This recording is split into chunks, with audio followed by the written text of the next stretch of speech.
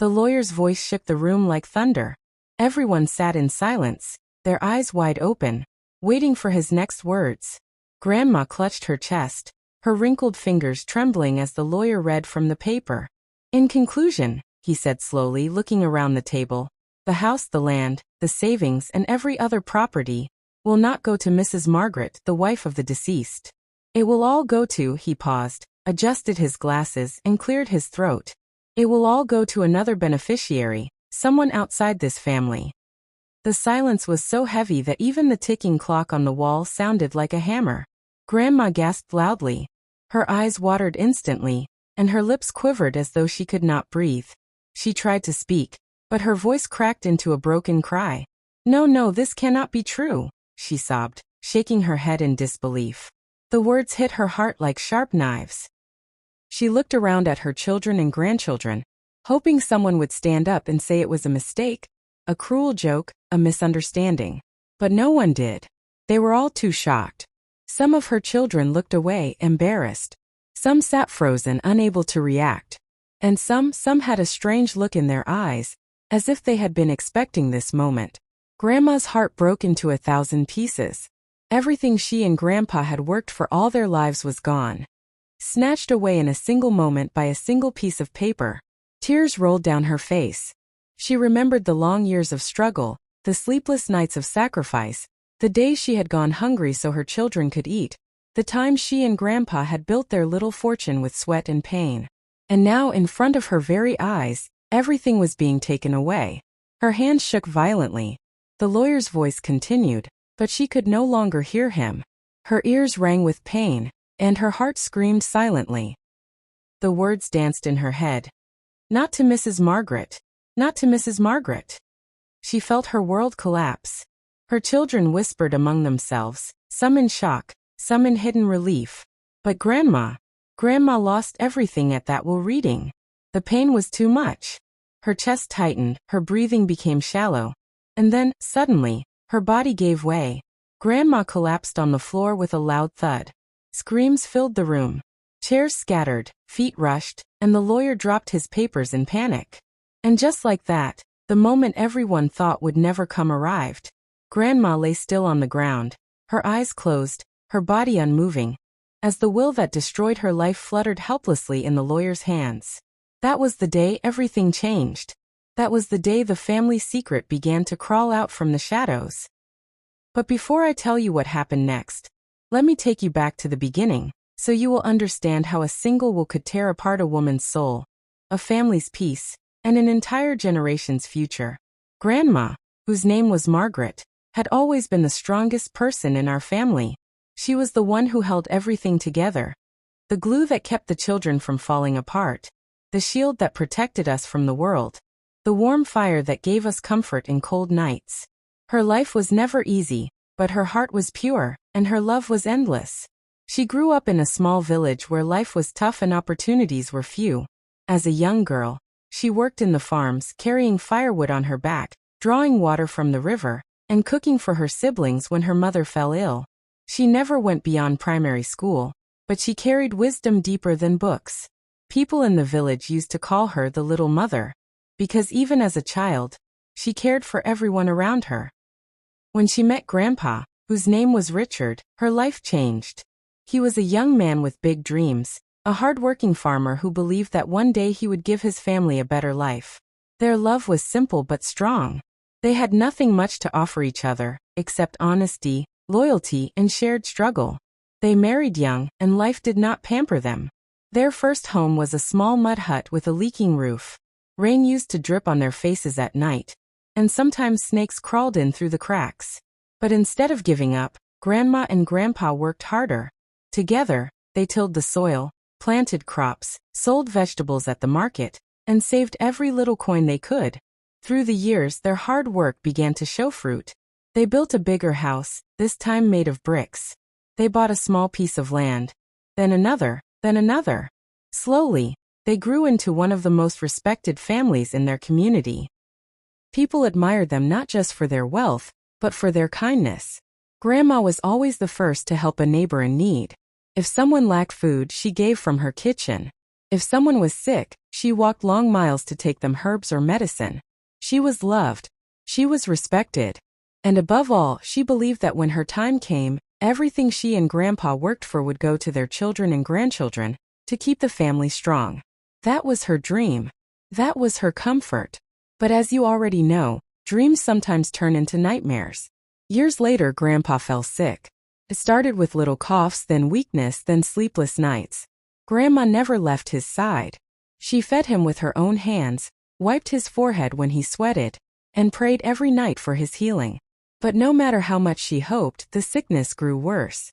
One cold evening, after many months of suffering, Grandpa whispered to her, "Take care of the children and take care of yourself." Those were his last words. He closed his eyes, and he never woke up again. Grandma cried until her voice broke. The entire family gathered, neighbors filled the compound, and tears flowed like a river. Grandpa was buried with honor, and everyone promised Grandma that she would never be alone, that the family would stand by her, that the legacy of Richard and Margaret would live on forever. But promises, as you will soon see, are not always kept. At first, life seemed normal. Grandma, though broken, carried herself with grace. She cooked for the grandchildren, told them stories at night, and tried to smile, even though her heart was still bleeding. But behind closed doors, something was happening, something dark and secret, that Grandma did not know about. Grandpa had left a will. A secret will. And that will was going to change everything. The day the lawyer called the family for the reading, Grandma was nervous but hopeful. She believed she would hear words that would comfort her, words that would confirm that her sacrifices had not been in vain. She believed the properties would be divided among the children, with her name respected as the wife who built it all with Grandpa. But what she heard instead crushed her soul. The lawyer's words burned her like fire. All the properties were going to someone else, not her, not even her children. And in that moment, the foundation of her world collapsed. The truth is, families often hide secrets behind closed doors. Smiles in public do not always mean peace in private. And Grandma's family, though loved by many, carried a secret so deep, it would take a single will reading to expose it. That is where this story truly begins, with a will that stole everything, a grandmother who lost it all, and a family secret that would soon shake generations. But before the family could even argue, before questions could be asked, Grandma fell on the floor that day, her body too weak to bear the blow. And as her children rushed to her side, shouting her name, the papers that held the family's fate scattered across the lawyer's desk, carrying words that no one wanted to read again. And just when everyone thought the situation could not get worse, a loud knock suddenly came at the door. The lawyer froze. The children stopped crying. The room went silent again. Who was knocking? Why now, at this exact moment of pain? And what new storm was about to enter Grandma's broken life? The knock at the door echoed through the room like a drumbeat of doom. Everyone froze. The lawyer, still clutching the remaining papers, stared at the door as though he had seen a ghost. The children stopped moving, their cries trapped in their throats. Even the sound of Grandma's faint breathing seemed to vanish for a moment. It was not an ordinary knock. It was heavy, sharp, deliberate. It carried a message. Open this door now, whether you want to or not. The kind of knock that shakes your heart before you even know who stands behind it. No one moved at first. The silence stretched on, broken only by the pounding inside everyone's chest. The knock came again, louder this time, as if the person outside was growing impatient. Some of the grandchildren clutched their mothers, their tiny faces buried in shaking arms. The air in the room became thick, heavy, impossible to breathe. Finally, one of the sons gathered the courage to walk slowly toward the door. His footsteps sounded like thunder across the floor. He placed his hand on the handle, hesitated for a moment, then pulled it open. What stood at the door made the entire family gasp. There was a man, a stranger, tall and lean, with tired eyes and a face that carried both pride and sorrow. He held a small brown envelope in his hand, tightly clutched as though it was the most precious thing in the world. He stepped inside without waiting to be invited, his eyes scanning the room until they landed on the lawyer. The lawyer's face went pale. He adjusted his glasses nervously, clearly recognizing the man. Something in his reaction told everyone that this was no random visitor. This man had a place in the story, and his presence at that exact moment was no accident. The stranger walked closer, ignoring the shocked faces around him. His shoes scraped the floor, each step echoing with hidden weight. He stopped near the lawyer and placed the envelope firmly on the table. For a moment, no one dared breathe. Then, slowly, the lawyer opened the envelope, pulling out another set of documents. The atmosphere shifted instantly. The lawyer's hands trembled as he scanned the new papers. His lips parted in disbelief, and sweat gathered on his forehead. The family leaned forward, desperate to know what this new twist meant. The lawyer looked at Grandma, who was still lying weak on the floor, then back at the stranger, then down at the papers again. And then came the words that would shake the family even more. These are additional instructions from Richard himself. The lawyer whispered hoarsely. A second will. A storm of murmurs rose in the room. Confusion, anger, fear, and shock clashed together like crashing waves. A second will. How could that be possible? Why had no one heard of it before? Who was this stranger, and why was he holding it? The lawyer steadied himself, cleared his throat, and began to read. His voice was faint, trembling, but the words fell like stones in a still pond. The second will spoke of truths hidden for years, truths Grandma never expected to hear. It revealed arrangements that had been made in secret, names that had been written without her knowledge, and decisions that carried the power to change everything again. With every line, Grandma's strength drained further. Though her eyes remained closed, her mind seemed to struggle between hope and despair. Was this second will her salvation, or another blow to her fragile heart? The children sat frozen, their eyes darting between the lawyer, the stranger, and their mother on the floor. Some prayed silently, begging that this new document would undo the disaster of the first. Others feared it might only confirm the nightmare. The room grew colder, darker, as if the walls themselves were holding their breath. As the lawyer continued reading, one thing became clear. The story of this family was far from over. What Grandma thought was the end of her world was only the beginning of a deeper storm. The second will hinted at a name none of the family expected, a beneficiary hidden in plain sight, someone connected to the family's blood, yet unknown to most of them. The revelation was building like a tidal wave, ready to crash over everyone. And just as the lawyer's voice reached the point where the name was about to be spoken, the lights in the room flickered violently. The family gasped. The ceiling fan stopped spinning. The entire house was swallowed in sudden darkness. The lawyer dropped the paper in shock. Children screamed. Panic filled the air. And in the chaos, the stranger who had brought the envelope disappeared into the shadows. When the lights finally returned a few minutes later, the room was a mess of fear and confusion. The second will lay on the floor, the name of the new beneficiary still unread. Grandma was still unconscious, her fragile body trembling faintly, and the stranger was nowhere to be found. It was in that moment that the family realized they were caught in a storm far bigger than they had ever imagined. And then, as if fate wanted to twist the knife even deeper, one of the daughters bent down to pick up the papers. But before she could touch them, a strong wind blew through the open window, snatching the pages and scattering them across the room. One sheet flew straight into the fireplace, burning instantly into ashes. Another vanished out the window into the dark night. The secret of the second will was slipping away before their very eyes. The room descended into chaos as the pages of the second will scattered like frightened birds. Everyone leapt to their feet, chasing after the papers, shouting, stumbling over one another. Some tried to slam the windows shut. Others scrambled to snatch the sheets from the floor before they vanished. But fate seemed determined to play its cruel game.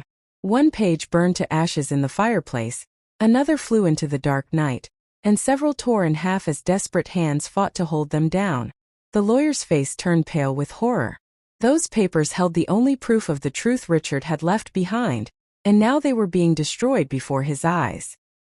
He dropped to his knees, crawling after the last sheet that lay under a chair, his glasses slipping from his nose as sweat poured down his forehead.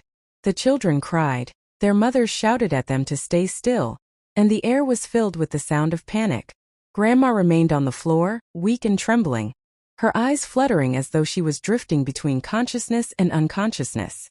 Her chest rose and fell in shallow breaths, and though she did not move, It was as if her spirit could feel every moment of the storm around her. Finally, when the wind calmed and the windows were shut, the family gathered the few surviving pages of the second will. The lawyer pieced them together carefully, laying them flat on the table with trembling hands.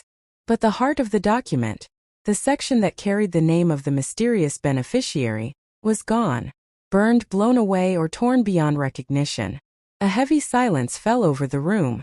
The family stared at the fragments, their faces filled with dread. The truth was right there in front of them, yet just out of reach, as though fate itself had locked it away. The lawyer wiped his forehead with a handkerchief, his voice shaking as he spoke. He explained that without the missing pages, the second will could not stand in court. It was incomplete, and therefore invalid. That meant the first will, the one that stripped Grandma of everything, was still the official document. The words fell like a hammer on the family's hearts. Grandma had lost everything, and the one chance of hope that appeared in the form of a second will had been snatched away in a single storm of wind and fire. Some of the children wailed in despair. Others clenched their fists, their anger boiling. Some even whispered accusations at one another, suspecting that the wind was no accident, that perhaps someone in the room had tampered with the papers deliberately. The tension in the room thickened like smoke. Trust began to crack. Suspicion spread like poison. The very bond that Grandma had spent her life building between her children was now tearing apart before her eyes. But the night still had more shadows to reveal. As the family tried to calm themselves, a faint sound came from outside the house. It was the sound of footsteps, slow, deliberate, circling the compound. The lawyer froze, remembering the stranger who had brought the second will. The children clung to their mothers. The sons exchanged worried glances, each silently questioning whether the man had returned.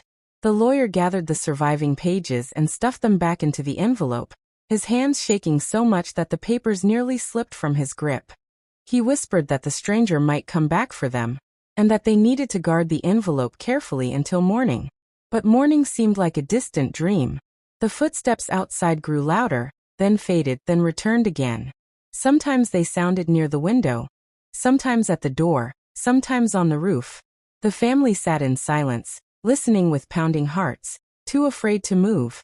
Hours passed in torment. Some of the children fell asleep in their mothers' laps, their small faces stained with tears. The lawyer sat rigid on a chair, clutching the envelope tightly. The sons stayed near the doors, pretending to be brave, though fear gripped their hearts. And Grandma lay still, her weak body fighting to hold on, her mind drifting in and out of the nightmare. When dawn finally broke, the footsteps stopped. The family gathered their courage and stepped outside, but the compound was empty. No trace of the stranger, no sign of intrusion. Only the silence of morning, broken by the cries of distant roosters. But on the ground near the gate, something lay half buried in the dirt. One of the daughters bent down and picked it up with trembling hands. It was a torn corner of the missing page, burned on one side, dirty on the other. And on it, just one word remained visible. A name. The name of a person none of them expected. Their eyes widened. Their mouths fell open. The atmosphere shifted again. But before they could speak, before they could even breathe, a sudden scream rang out from inside the house. Everyone rushed back in, their hearts racing, their feet pounding the floor. And what they saw stopped them cold. Grandma was no longer on the floor where they had left her. Her blanket lay empty. The spot was vacant. She had vanished. The empty blanket sent a chill through the room. For a moment, no one could move. Their eyes darted across the floor, the chairs, the corners of the house, searching for any sign of Grandma. The spot where she had lain weak and trembling was bare, as though she had never been there at all. The lawyer dropped the envelope in shock. The pages of the second will slipped out again, scattering across the floor, but no one cared about them anymore. Their attention was fixed on the impossible truth staring them in the face. Grandma had vanished. Panic broke out. The daughters screamed her name, their voices shaking the walls. The sons rushed outside, running across the compound, peering behind trees and bushes, calling desperately into the distance. Some neighbors, hearing the noise, hurried over, confused by the commotion. The younger children, frightened and confused, clung to their mothers, their cries rising higher with each passing second. But Grandma was nowhere to be found. The earth itself seemed to have swallowed her. One moment she had been lying helpless on the floor, too weak even to open her eyes, and the next she was gone without a trace. It was as though the shadows had taken her. The lawyer, pale and trembling, muttered that this was no ordinary disappearance. His words filled the room with dread. If Grandma had managed to stand and leave, someone should have seen her. Her body was weak, her steps slow, and she could not have gone far without collapsing. Yet there were no footprints, no torn cloth, no sign of struggle. The family searched for hours, combing through the compound and the nearby fields. They knocked on neighbors' doors, asked if anyone had seen her, checked the roads, and even walked down to the riverbank. But every answer was the same. No one had seen Grandma. As the sun rose higher, exhaustion set in. The children grew restless, the daughters wept uncontrollably, and the sons argued among themselves. Some accused each other of hiding her. Others whispered that the stranger who had brought the second will had returned in the night and taken her away. The lawyer, overwhelmed, clutched his head in his hands, unable to think of what to do next. And then, just as hope began to fade, one of the grandchildren spotted something unusual near the edge of the compound. It was a trail, faint, almost invisible, but there nonetheless. The grass was bent, as though someone had stepped on it, and the soil bore the light marks of feet dragging. The family rushed toward it, following the trail as it led away from the house. It wound through the bushes, across a narrow path, and deeper into the woods that bordered the village. The air grew colder as they walked, and a heavy silence hung over them, broken only by the crunch of leaves beneath their feet. The trail led them to a clearing in the woods, and there, at the center of the clearing, stood something that froze their blood. It was Grandma's scarf, the one she had worn the day before, the one still carrying her scent. It hung on the branch of a low tree, fluttering gently in the wind, as though someone had placed it there deliberately. The daughter screamed her name again, but no answer came. Only the rustle of leaves and the cawing of distant crows. The scarf swayed back and forth, mocking them with silence. The lawyer bent down and studied the ground beneath the tree. The marks were clearer here. 2 sets of footprints, one larger and stronger, the other faint and dragging. It was clear that Grandma had not left the house by herself. Someone had taken her. The realization spread through the family like fire. Who had done it? Why? Was it connected to the will? Was the stranger behind it? Or was it someone within their own blood? Someone who had been planning this all along? Fear gave way to suspicion once again. The sons accused one another, their voices rising in anger. The daughters wept harder, torn between grief and rage. The lawyer urged them to calm down, but his own voice shook with fear. They carried the scarf back to the house, holding it like a sacred relic, the only proof that Grandma had been alive and near them after she vanished. They laid it on her empty blanket, staring at it as though it could give them answers. But it only deepened the mystery. As night fell once more, the family gathered in the house, too afraid to sleep. Every creak of the wood, every whisper of the wind, every rustle outside sent shivers down their spines. The envelope with the second will lay on the table, incomplete, broken, useless, yet still carrying the weight of secrets. And then, in the silence of the night, a sound pierced the darkness. It was faint at first, almost like a whisper carried by the wind. But as they listened, it grew clearer. It was the sound of weeping. Grandma's weeping. The sound drifted from outside, soft yet unmistakable. A cry filled with sorrow, pain, and despair. The daughters froze, their hearts leaping into their throats. The sons grabbed lanterns, rushing toward the door. The lawyer clutched the envelope tighter, his eyes wide with terror. The weeping grew louder, circling the house, moving from one side to the other, as though Grandma herself was wandering in the dark, lost, calling out to them. Yet no matter how hard they strained their ears, they could not make out the words, only the cry of a heartbroken soul. And then, just as suddenly as it began, the weeping stopped. The silence that followed was worse than the sound itself. It was heavy, suffocating, filled with dread. The family huddled together, too afraid to move, too afraid to even breathe. When dawn came, they stepped outside, their eyes scanning every corner of the compound.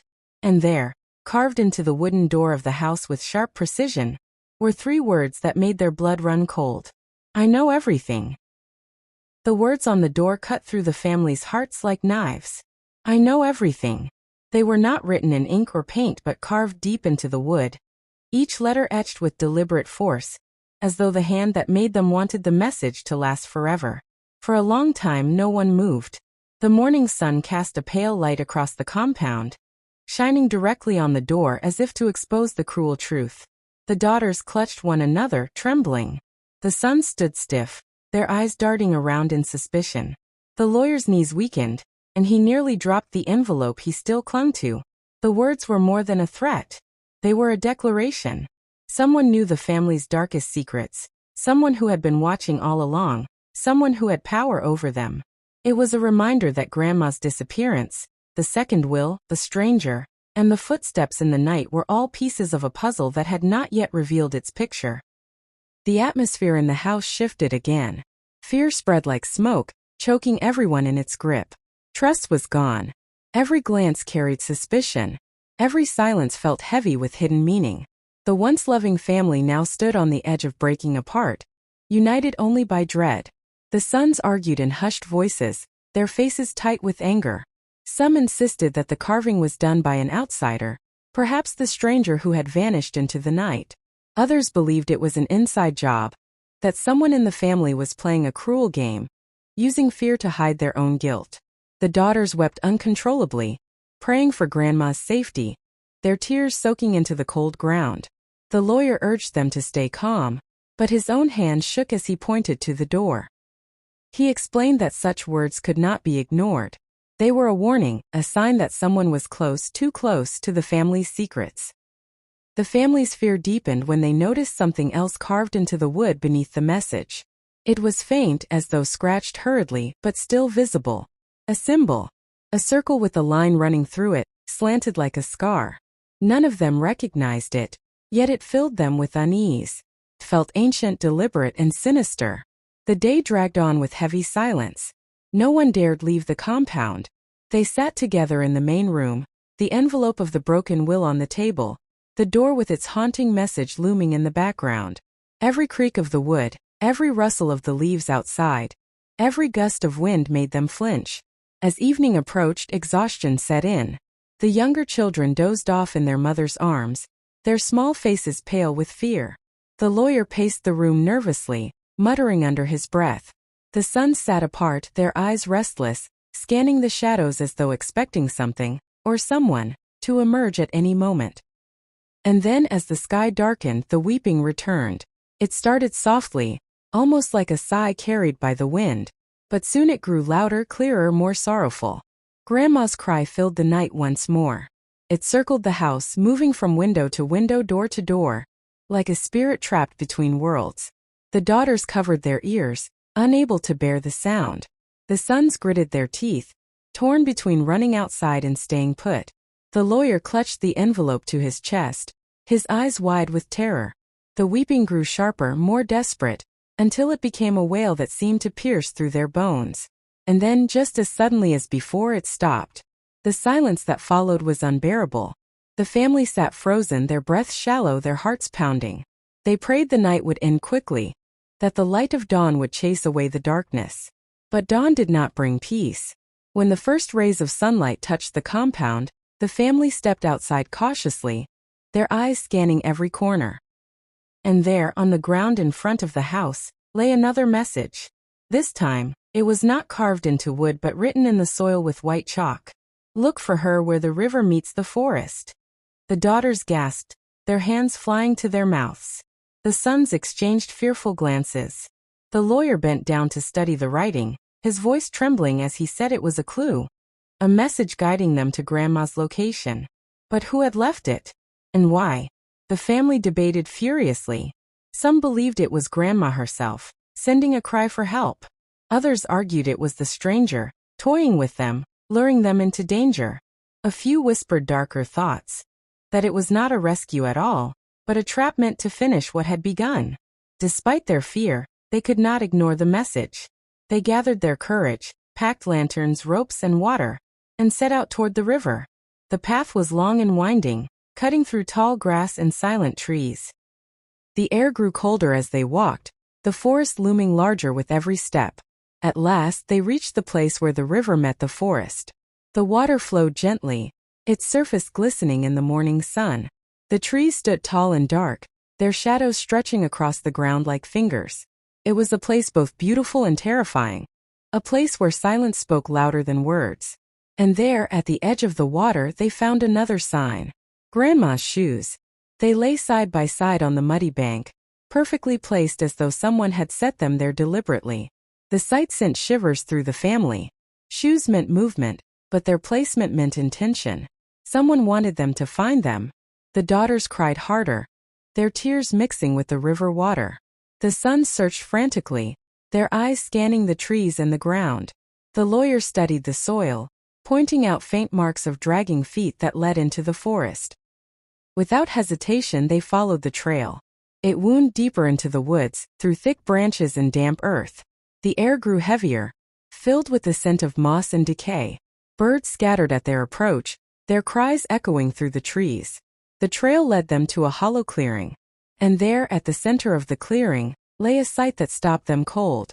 It was Grandma's necklace, the one she had worn since her wedding day. A simple chain with a small cross. It glistened faintly in the dim light, lying on the ground as though dropped in haste. Beside it was something far more terrifying. A pool of fresh blood. The daughters screamed, collapsing to their knees. The sons shouted in disbelief, their voices echoing through the forest. The lawyer staggered back, clutching his chest. The necklace was proof that Grandma had been there. The blood was proof that something terrible had happened. But where was she now? Before they could move, before they could even breathe, a low growl came from the trees. The family froze, their eyes darting toward the sound. The bushes shook violently, and the growl grew louder, closer, more menacing. Something or someone was coming. The growl in the forest never left their ears, but it was not a beast that emerged from the shadows. It was the sound of something darker, heavier, and far more human. The truth had finally come to the surface, and it came with a weight that crushed every soul standing in that clearing. When the branches parted, they did not reveal Grandma's broken body, nor the stranger who had haunted their nights, but the very face they least expected. It was one of their own. A son, blood on his clothes, fear in his eyes, and guilt etched deeper than the carved words on the door. His trembling hands gave him away before his lips could form excuses. The necklace on the ground, the blood in the soil, the cries in the night. They were not the acts of strangers. They were signs of betrayal rooted in their own bloodline. The family recoiled in shock, their minds refusing to believe what their eyes showed them. But the forest, silent and still, bore witness to the truth. The dragging marks on the soil, the carefully placed shoes, the clues that had lured them into despair. It had all been orchestrated. The son had tried to erase a lifetime of jealousy and greed by erasing the woman who had carried him into life. Grandma was gone. Not vanished by magic, not stolen by ghosts, but silenced by the very child she had nurtured. The will reading had been the spark. When he learned that Grandma had intended to change the inheritance, when he realized she had discovered his secrets and would cut him off, he chose rage over repentance. He struck, not in public where eyes could judge him, but in the shadows where blood soaks silently into the earth. The second will was real. It carried names and shares that would have altered everything. But before it could be known, before justice could reach the family, he destroyed it, burned it, and scattered its ashes in the storm. The stranger at the house, the footsteps, the carvings on the door, the messages in chalk, all distractions, all tools of fear crafted to mislead. He had hoped to blame shadows, to bury his crime beneath layers of mystery. But guilt has a voice, and guilt speaks in cries that echo louder than truth. The weeping they had heard in the nights was not Grandma's ghost but the sound of their own fear, twisted by the forest, magnified by silence, and sharpened by his cruel games. The family fell apart in that clearing. The daughters screamed, the lawyer wept, and the other sons staggered back in disbelief. They could not bring themselves to touch him, could not bring themselves to call him brother anymore. He was blood, but he was also the knife that cut them open. And there on the forest floor lay the final proof of his betrayal, Grandma's body, hidden beneath branches and leaves, her hands folded across her chest as though still at peace despite the violence that ended her days. The daughters fell upon her, their cries rising to the heavens, mourning not just her death but the cruelty that had stolen her life at the hands of her own child. The son did not run. He did not fight. He simply knelt, his head bowed, his voice broken with whispers of regret that no one cared to hear. His chains were not made of iron but of shame, and they bound him more tightly than any prison could. The will that had caused so much pain was now meaningless. What wealth could matter when the family's true treasure, their mother, their grandmother, their guiding light, was gone? The houses, the lands, the accounts, the possessions all turned to dust in their eyes. The inheritance they fought over had cost them the one thing money could never buy back: love. The lawyer, with trembling hands, tore the remaining envelope into pieces. There was no need for more words on paper, no need for shares and signatures. The inheritance would no longer define them. What would define them was the lesson carved into their souls: the cost of greed, the weight of secrets, the destruction of envy. When they returned home, silence followed them like a shadow.